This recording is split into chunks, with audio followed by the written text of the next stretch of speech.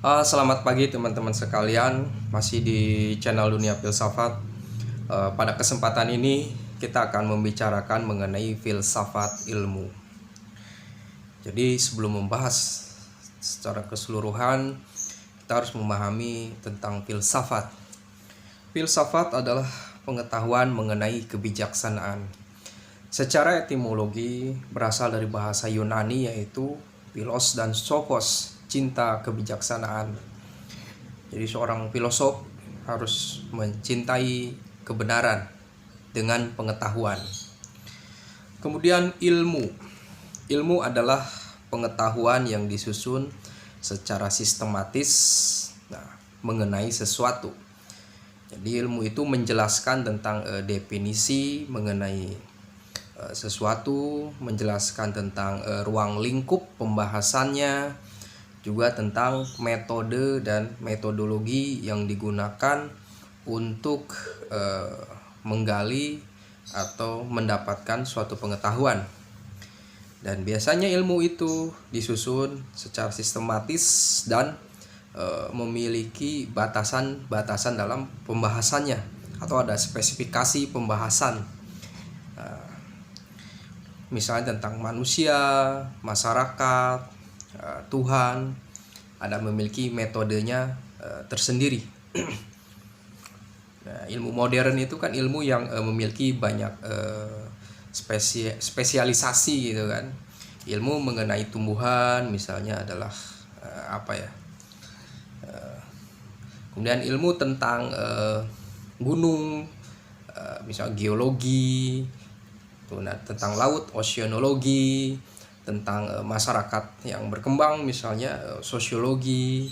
Ada semacam batasan-batasan di dalam membahas sesuatu, misalnya membahas tentang manusia, membahas manusia dari sisi dinamika sosial masyarakat, dinamika interaksi sosial, lahirlah sosiologi.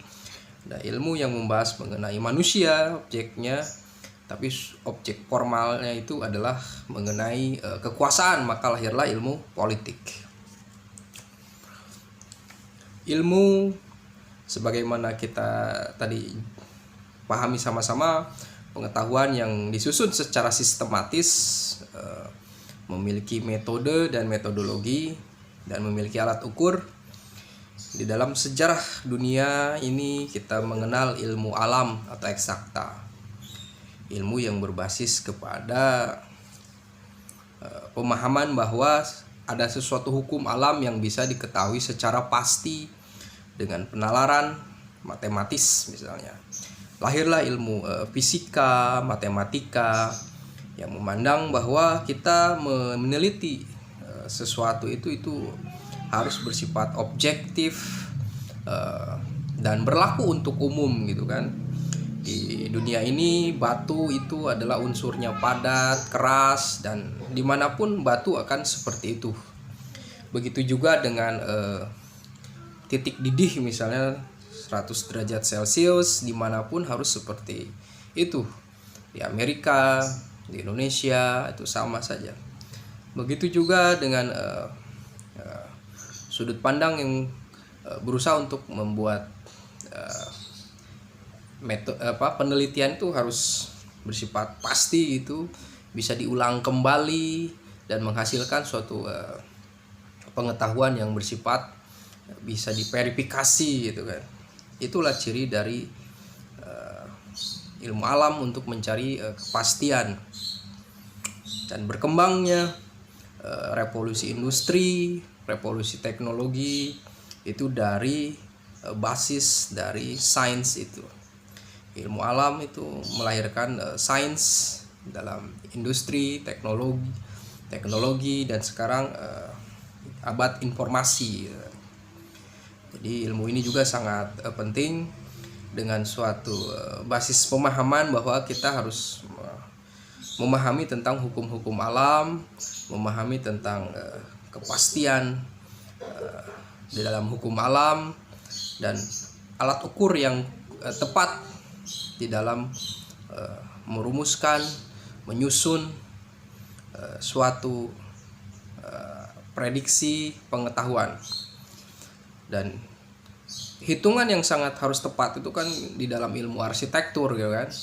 Ini basisnya adalah ilmu eksak gitu kan. Seorang arsitektur membangun jalan raya dengan analisis biaya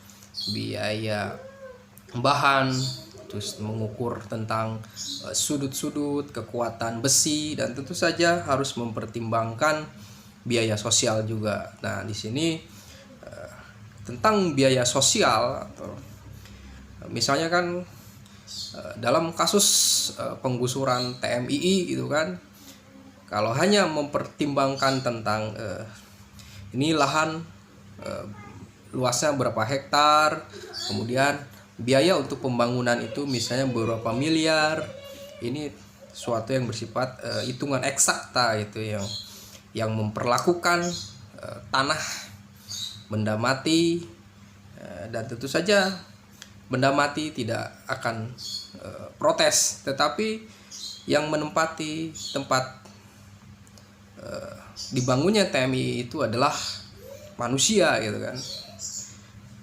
Mereka manusia yang akan protes dan tidak bisa diperlakukan sebagai benda gitu kan. Mereka diusir misalnya seenaknya saja gitu kan, tidak bisa itu. Maka kejumawaan dari ilmu eksakta itu pada satu sisi itu akan diinterupsi dengan suatu keadaan. Manusia itu tidak bisa direduksi pada satu keadaan saja atau dibatasi pada satu keadaan saja. Maka ada ilmu sosial. Ilmu sosial misalnya terdiri dari ilmu politik, sosiologi, ekonomi, dan antropologi gitu kan.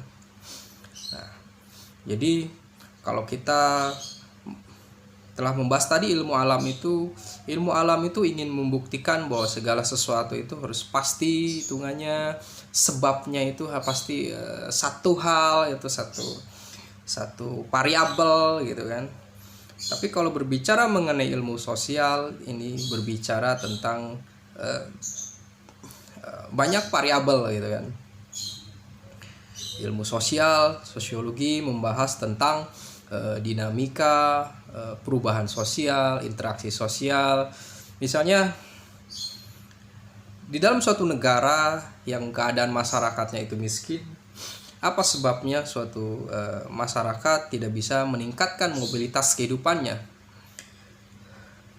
Ditemukan misalnya bahwa penyebab dari kemiskinan itu adalah karena tingkat penguasaan SDM terhadap ilmu pengetahuan itu kurang gitu kan. Jadi fokusnya adalah karena kualitas SDM-nya yang kurang. Ini adalah satu sisi A. Tapi ada satu sisi yang lain lagi. Bisa saja suatu kemiskinan itu diakibatkan oleh yang namanya pemiskinan secara struktural gitu kan. Para pemimpin yang otoriter yang bekerja sama dengan para konglomerat hitam membuat suatu struktur yang memiskinkan masyarakat. Sekeras apapun kerja masyarakat, dia akan tetap miskin.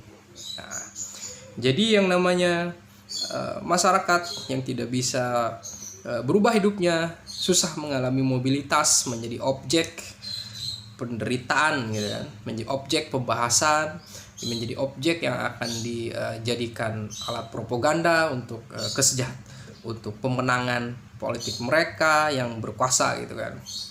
Jadi para penguasa itu membutuhkan orang miskin untuk menjelaskan janji-janji mereka untuk mensejahterakan rakyat. Dan banyak hal tentang variabel di dalam ilmu sosial. Misalnya apa sebabnya konflik, misalnya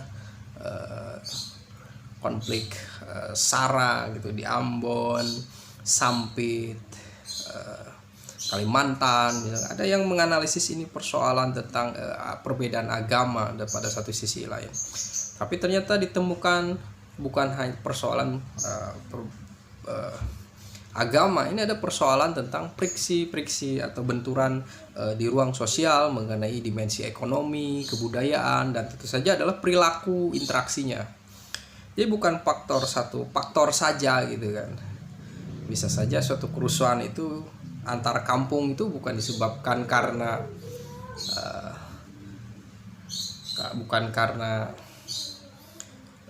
teori intelijen gitu kan, bisa saja karena faktor hal biasa gitu. Satu desa ada pemuda yang merebut pacar orang di desa yang lain, itu kan bisa menimbulkan ketidaksukaan gitu kan. Dianggapnya ini persoalan yang harus diselesaikan dengan kekerasan gitu kan, padahal ini persoalan yang sangat biasa saja gitu kan. Ribut ternyata sebabnya adalah persoalan yang sangat privat gitu kan, bukan bersifat publik gitu kan. Pembangunan Taman Mini Indonesia ini demi kebaikan rakyat, ternyata itu keinginan dari Putin misalnya itu kan. Ya, banyak hal di dalam ilmu sosial di mana kita bukan hanya mencari suatu kepastian, meskipun ilmu sosial juga selalu diinterupsi untuk melakukan suatu kepastian, karena ciri dari ilmiah itu adalah bersifat pasti. Ilmu sosial juga digagas misalnya oleh Auguste Comte yang menyatakan bahwa ya ilmu yang bisa dijadikan patokan itu ya harus ilmu yang bersifat positifis ya, jelas metodologinya, sehingga persoalan teologis, metafisik itu suatu babakan ilmu gitu kan, babakan ilmu yang tentu saja akan berakhir dengan ketika manusia, suatu masyarakat bisa melahirkan suatu kepastian gitu kan. Begitu juga dengan ilmu itu didukung oleh misalnya oleh lingkaran wina gitu kan, kepastian di dalam suatu metodologi, metode ilmu, dan bisa diverifikasi, inilah yang dinyatakan sebagai ilmiah atau tidak ilmiah. Jadi konsepsi tentang metafisika diperiksa apakah ini bisa dipahami secara nalar dan apakah ini bukan sekedar hanya bahasa atau retorika saja gitu kan. Yang pasti ilmu sosial itu ingin memahami tentang masyarakat, ingin memahami tentang interaksi sosial, ingin memahami tentang suatu kondisi perubahan masyarakat dengan berbagai elemen yang multi aspek ya, politik, sosiologi, antropologi misalnya, dan irisan lagi yang lainnya, misalnya psikologi sosial gitu kan, atau psikologi industri, macam-macam. Kemudian ada ilmu tentang humaniora. Jadi setelah ilmu alam, ilmu sosial, ada ilmu humaniora. Ilmu humaniora terdiri dari sastra, sejarah, dan filsafat dimasukkan di dalam ilmu humaniora. Di fakultas di UI itu ilmu filsafat masuk ke ilmu di fakultas ilmu budaya ya. Yes, jadi filsafat itu bagian dari suatu budaya gitu kan. Jadi humaniora ini adalah suatu rumpun pengetahuan yang membicarakan yang tentang dunia kehidupan manusiawi yang berbeda dengan ilmu eksakta yang mengkoreksi pengetahuan atau metodologi dari ilmu eksak atau metode ilmiah terhadap manusia yang bersifat reduktif. Jadi misalnya kita tidak bisa memperlakukan manusia, meneliti tentang manusia, memahami tentang psikologis pemikirannya dengan menggunakan metode ilmiah sebagaimana kita mempelajari tentang batu atau eksperimen tentang perilaku tikus gitu kan, atau ayam gitu kan. Sejak zaman dulu ayam itu mencari makan itu ya dengan cara mengoret-ngoret tanah gitu kan. Dari dulu nggak ada perubahan. Kita tidak pernah melihat ayam ujuk-ujuk makan di KFC, atau ayam kita lihat ngopi di Starbucks, nggak ada. Ayam akan selalu makan seperti itu, tanah gitu kan. Berbeda dengan manusia. Jadi untuk memahami manusia itu harus memiliki metode dan metodologi terbuka. Secara lebih tajam lagi tentang ilmu humaniora ini dikaitkan dengan William Dilthey. Dia membagi ilmu itu ya ada ilmu tentang alam dan ilmu tentang humaniora gitu kan. Dan dia jadikan bahwa tentang manusia itu berbeda dengan untuk memahami tentang alam. Lahirlah hermeneutika William Dilthey ya. Ada Naturwissenschaften itu tentang ilmu alam, dan ada Geisteswissenschaften tentang humaniora gitu kan, ilmu sejarah, bagaimana sejarah, sastra, filsafat. Jadi ini ilmu yang bersifat subjek interpretasi yang subjektif gitu kan. Berbeda dengan ilmu alam yang dianggap sebagai yang bersifat objektif.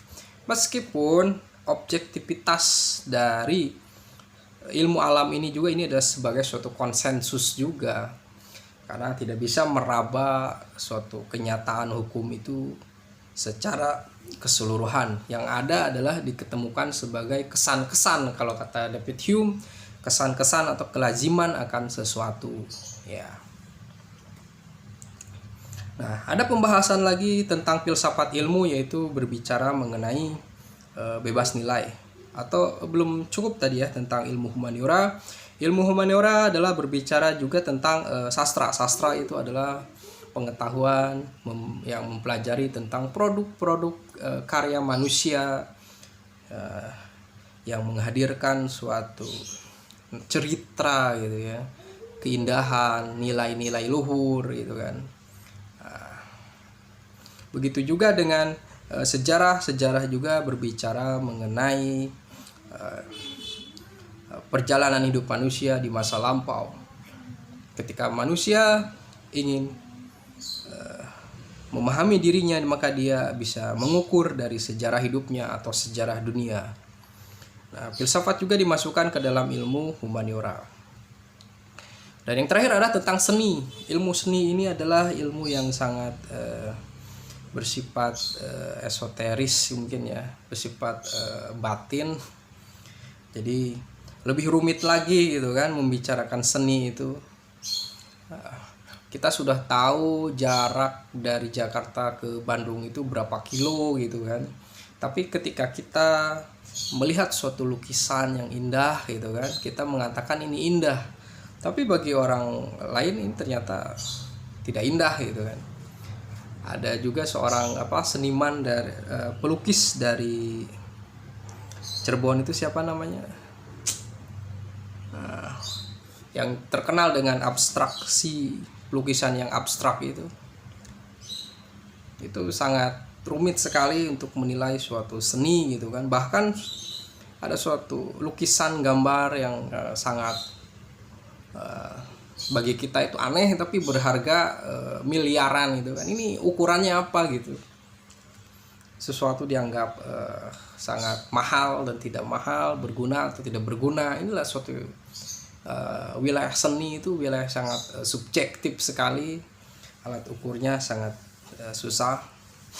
Tapi seni juga sebagai sesuatu yang memiliki peran di dalam merubah dunia. Ya, bagi Nietzsche misalnya seni itu adalah untuk merubah dunia. Ya, misalnya seni musik. Seni musik bagi Nietzsche adalah seni yang termasuk dalam wajah kebudayaan dari Dionysian. Suatu yang histeris, suatu yang berusaha untuk mengungkapkan ekspresi kegetiran, tragedi. Nah, menerima kenyataan bahwa hidup ini tidak semanis apa yang dibayangkan. Jadi seni itu memiliki sesuatu yang sangat bermakna, baik itu seni musik atau seni yang lain, seni lukis atau seni patung gitu kan, yang menandai suatu wajah dari Apollonian. Seni patung itu menggambarkan tentang suatu keteraturan, suatu kebahagiaan. dan berlawanan dengan seni Dionysian gitu kan. Ya, Hegel juga membagi seni itu akan ada seni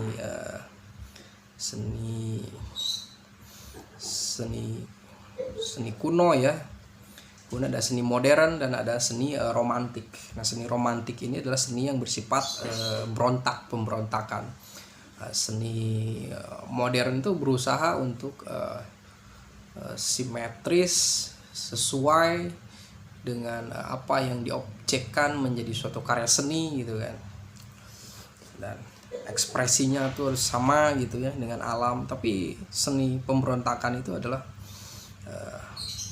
misalnya tentang lukisan postmodern gitu kan. Nah, begitu juga dengan musik gitu kan. Musik kan itu seni bagi siapapun yang menyukai musik rock ya, ini yang mungkin ini yang terbaik. Tapi bagi mereka yang menyukai musik jazz, ini juga terbaik. Kita bisa mendengarkan musik jazz dengan mengalunnya musik itu kita nggak paham ini musik apa gitu kan. Tapi ada yang sangat menyukainya dan berpendapat inilah puncak dari seni. Dan sebagian masyarakat juga menyukai musik dangdut misalnya, karena musik dangdut itu bisa memberikan kehangatan dalam suasana. Ini juga sebagai suatu seni gitu ya, seni yang bisa dibicarakan gitu kan. Taste itu sesuatu yang masih bisa diperdebatkan gitu kan. Akhirnya seni itu sebagai sesuatu yang bersifat subjektif. Misalnya bagi Pierre Bourdieu itu bisa dibicarakan tentang seni, karena seni juga ada suatu konstruksi sosial juga. Ya, kalau kita terbiasa dengan musik sesuatu, kita hidup di dalam suatu lingkungan masyarakat dengan struktur sosial kaya miskin, itu mempengaruhi tentang kesenangan akan musik itu. Dan pembahasan selanjutnya adalah tentang ilmu bebas nilai atau tidak. Bagi ilmu eksakta, ilmu itu bebas nilai, bebas dari anasir interpretasi manusia. Jadi objektif gitu kan. Tidak ada kepentingan di sana gitu kan. Semuanya demi ilmu gitu kan. Ilmu demi ilmu, tidak ada yang bersifat kepentingan politik gitu misalnya. Meskipun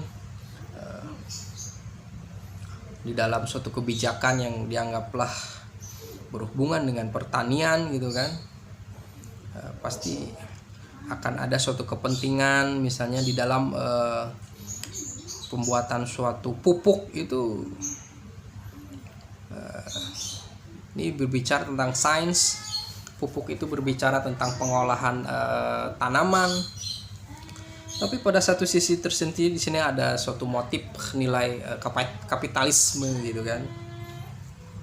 Di sini ada suatu unsur kapitalisme untuk membuat si petani tergantungan dengan satu pupuk. Nah, itulah. Jadi ilmu itu bebas nilai atau tidak. Jadi ilmu itu terkait tentang kepentingan sosial juga. Jadi memang menurut mazhab Frankfurt itu, suatu rumusan pengetahuan itu pasti ada kepentingan sosial di sana, ada kepentingan kekuasaan lah dalam bahasa Michel Foucault.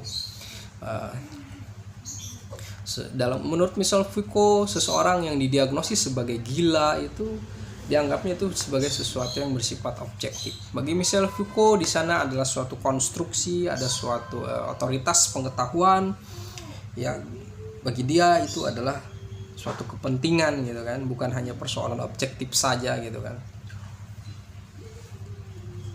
Kemudian pembuktian kebenaran. Pembuktian kebenaran bersifat ada verifikasi, berusaha untuk membenarkan, mencari, menguatkan argumentasi atau tesis pengetahuan dengan pembenaran bukti-bukti yang menguatkan gitu kan, dan menghindari argumentasi atau bukti yang melemahkan gitu kan. Dan ini bagi Karl Popper yang saat itu memang agak berjarak dengan lingkaran Wina. Jadi lingkaran Wina ini berusaha untuk membuktikan kalau sesuatu teori itu benar, maka kita harus mencari suatu pembenaran akan teori tersebut. Dan selalu dicari pembenaran untuk menguatkan. Dan tetapi untuk membuktikan bahwa air itu mendidih pada suhu 100 derajat Celcius itu secara verifikasi tidak mungkin dilakukan. Karena mungkin saja di masa lalu atau di suatu zaman air itu tidak mendidih di suhu 100 derajat Celcius. Lalu kemudian di masa depan bisa saja itu tidak terjadi demikian. Dan tentu saja ini sebagai suatu spekulasi yang ingin dihindari oleh para kaum positivisme dengan verifikasi kebenaran. Bahkan verifikasi kebenaran ini dijadikan sebagai metode dan metodologi untuk mengukur apakah suatu ilmu itu bisa dikatakan sebagai ilmu atau itu hanya sebagai suatu pengetahuan biasa yang tidak ilmiah. Ini ada verifikasi bahasa gitu kan. Kemudian bagi Karl Popper bahwa untuk mencari pembenaran akan sesuatu itu sesuatu yang tidak masuk akal atau mustahil. Maka yang terbaik itu bukan mencari pembenaran tapi adalah mencari suatu kesalahan saja misalnya.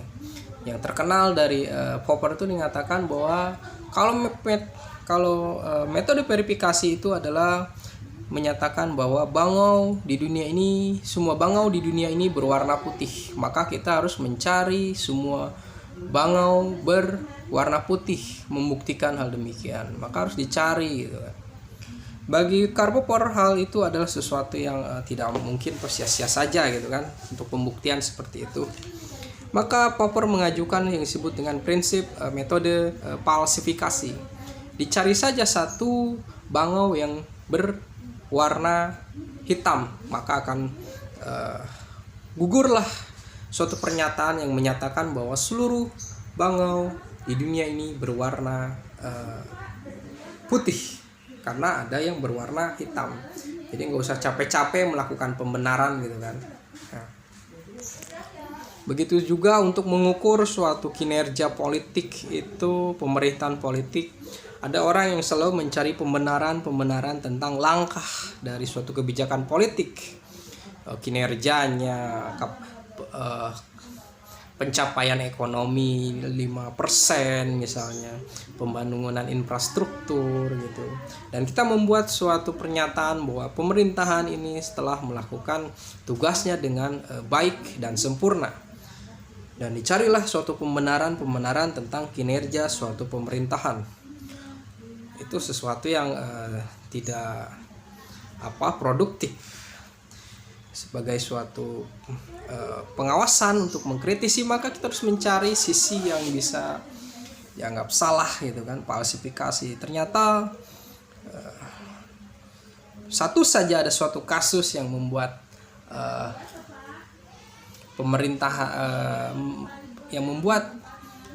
pemerintahan ini bisa dikritisi. Itu suatu membuktikan bahwa adanya suatu pemerintahan politik itu dengan adanya kasus, misalnya ada menteri yang korupsi, ada maladministrasi di lingkungan MA, itu kan menandai bahwa negara ini tidak baik-baik saja gitu kan.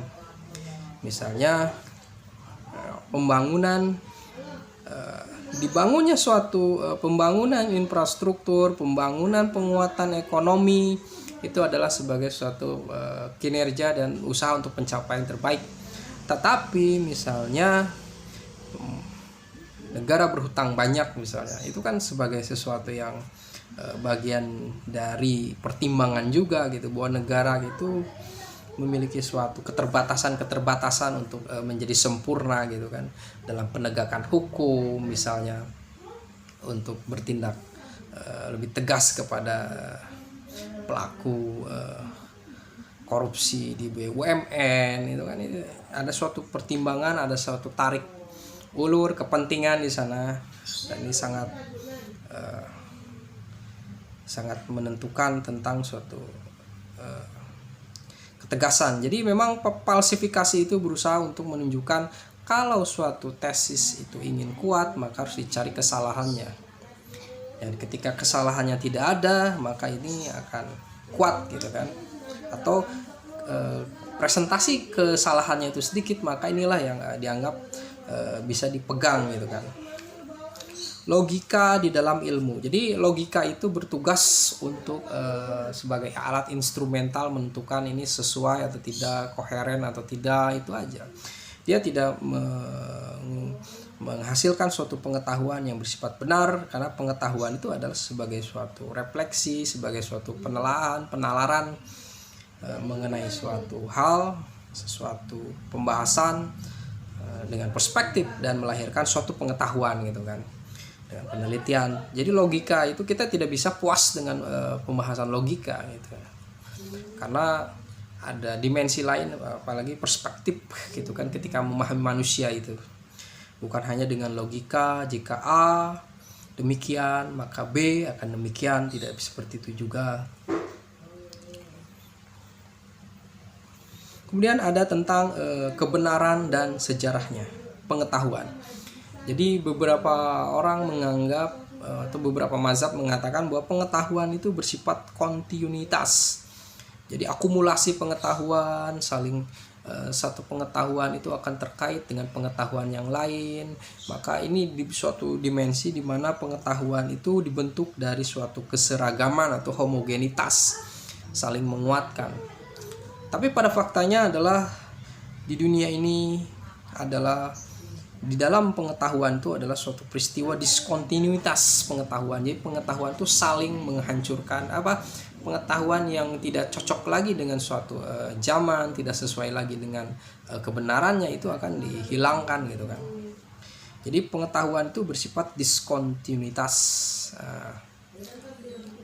Pada satu masa yang namanya perbudakan itu dibenarkan, karena itu bagian dari suatu sistem sosial suatu zaman. Tapi zaman sekarang itu perbudakan tidak mungkin dibenarkan lagi, dilegalkan, tidak mungkin. Juga suatu masa bahwa penjajahan itu sebagai suatu strategi geopolitik, tapi pada zaman sekarang dengan penguatan hak asasi manusia, bahwa penjajahan itu sesuatu yang terlarang gitu kan. Begitu juga zaman dulu bahwa kita punya kendaraan misalnya menggunakan kuda gitu kan, tapi sekarang ada mobil gitu kan. Kita pergi ke Mekah tidak perlu harus memakai kapal laut, ada pesawat gitu kan. Juga dengan perkembangan dari teori fisika, dari fisika mekanik Newtonian, kemudian sekarang adalah fisika kuantum, kemudian ada fisika Albert Einstein mungkin ya. Jadi ada sesuatu perubahan di dalam suatu pengetahuan, ada suatu paradigma satu yang ada perubahan paradigma gitu ya. Misalnya menurut Thomas Kuhn itu adalah paradigma satu hadir berisi tentang pengetahuan atau sistem nilai. Lalu kemudian ada hadirnya normalisasi. Normalisasi itu adalah suatu upaya untuk mengaplikasikan pengetahuan tersebut atau suatu paradigma itu. Kemudian pada akhirnya akan ada bersifat anomali. Anomali ini adalah sesuatu yang bersifat kontradiksi gitu, hadirnya antitesa, ketidaksenangan, ketidakcukupan untuk suatu pengetahuan ini untuk diaplikasikan. Maka hadirlah suatu anomali, ketidakpuasan atau sesuatu yang bersifat berseberangan, antitesis gitu. Kemudian ada yang disebut dengan krisis. Karena perbedaan ini melahirkan krisis, maka setelah itu hadirlah revolusi pengetahuan, itu dirombak pengetahuan yang dulu, dirombak menjadi suatu paradigma yang baru atau paradigma yang dua gitu kan. Kita gunakan di sini. Jadi pengetahuan itu pengetahuan yang relevan di suatu zaman, maka bisa saja tidak relevan di zaman yang lain. Ini sangat penting sekali bahwa sifat dari pengetahuan itu atau suatu budaya yang diciptakan oleh manusia itu bersifat diskontinuitas gitu. Maka manusia itu mengalami suatu keterbukaan selalu untuk berkreasi dan berpengalaman. Jika kita kembali kepada filsafat Yunani, Aristoteles membagi ilmu itu menjadi ilmu teoritis, yaitu fisika, matematika, dan metafisika. Jadi metafisika itu berbicara mengenai tentang hukum yang bersifat fundamental tentang realitas ini. Dia berbicara tentang hukum teleologis, dia berbicara tentang prima causa, dia berbicara tentang species, genus and differentia, dan hal yang lainnya. Kemudian tentang matematika, kemudian tentang fisika. Kemudian ada ilmu praktis. Ilmu praktis adalah berbicara tentang ilmu ekonomi, politik, dan hukum misalnya. Kemudian ada ilmu produktif, itu tentang sastra dan puisi gitu ya. Jadi memang objek dari pemahaman ilmu itu memang harus memiliki batasan gitu kan, agar bisa fokus untuk pembahasan gitu kan, tidak campur aduk gitu kan. Kemudian filsafat di dunia Islam itu misalnya adalah Suhrawardi, adalah ia menghadirkan pembahasan mengenai ilmu huduri dan ilmu usuli. Ilmu huduri adalah ilmu by present. Jadi ilmu itu hadir gitu ya, pengetahuan itu hadir kepada si subjek tanpa dia melakukan suatu korespondensi gitu bahasanya. Atau di dalam suatu pembahasan epistemologi, ilmu huduri itu adalah ilmu yang si subjek itu mengalami betul-betul akan realitas itu sendiri gitu kan.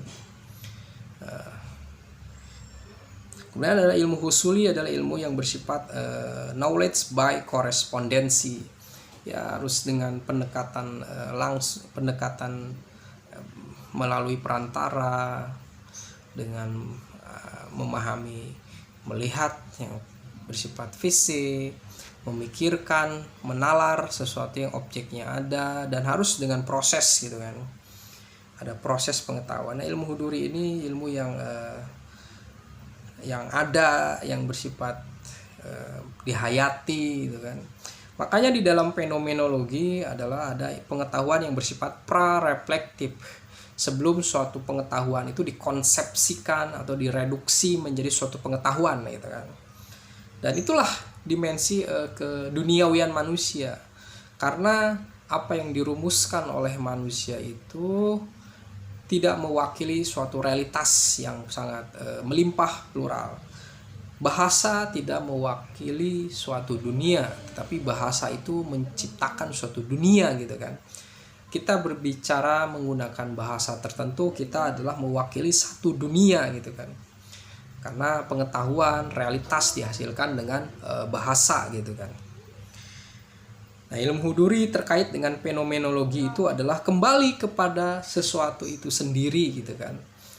Tanpa perantara, maksudnya perantara konsepsi, menghindari sesuatu yang bersifat pembakuan teoritis. Nah, harus dia alami seperti itu ilmu huduri itu.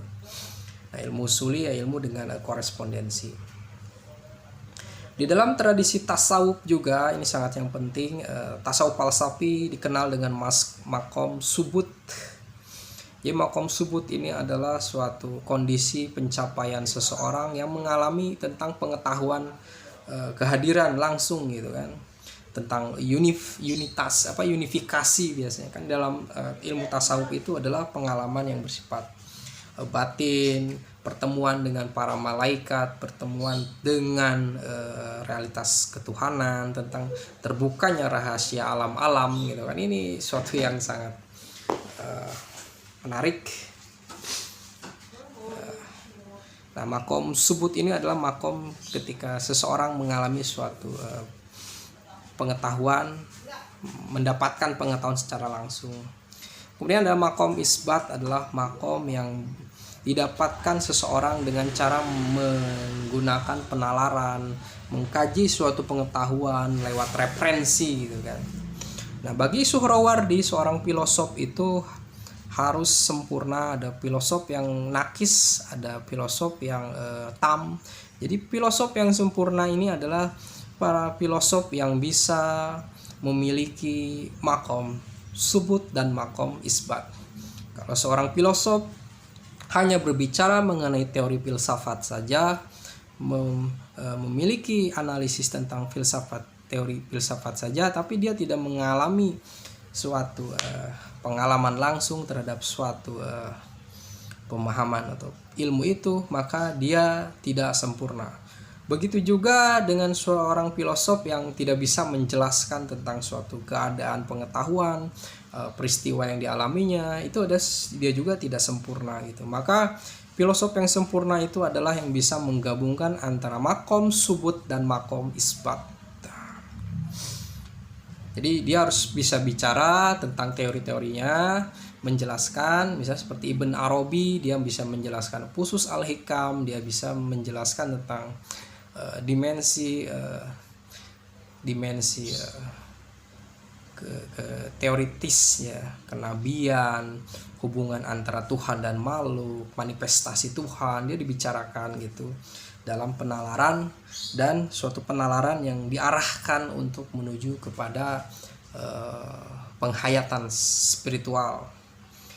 Kemudian di dalam tradisi filsafat Islam atau Hasanah filsafat Islam, ada seorang Abid Al-Zabiri yang membicarakan tentang kecenderungan atau karakteristik ilmu di dalam nalar Arab itu adalah ada bayani, burhani, dan irfani. Nah, bayani ini adalah suatu kemampuan seseorang untuk mengambil pengetahuan dengan menukil gitu kan, skriptualis, berdasarkan teks, berdasarkan suatu tradisi pengetahuan, dan bersifat hitam putih gitu kan biasanya. Dan ini biasa ditemui pada para ahli kalam, teolog gitu, dan para rohaniawan gitu kan. Kemudian ada pengetahuan bersifat burhan. Burhan ini adalah filsafat itu kan, bersifat demonstratif yang menghasilkan premis-premis pengetahuan yang harus dijelaskan dengan logis, rasional gitu kan. Jadi inilah yang bisa menguatkan suatu ilmu pengetahuan. Kemudian ada dimensi irfani gitu. Jadi ada bayani, burhani, dan irfani. Irfani ini adalah pengetahuan gnosis, pengetahuan yang diraih dengan cara berusaha untuk menyentuh dimensi-dimensi batin spiritual di lingkungan kita, di kesadaran kita mengenai pengetahuan yang bersifat transenden. Baik, demikian tentang filsafat ilmu. Kita akan bicara lagi nanti. Terima kasih.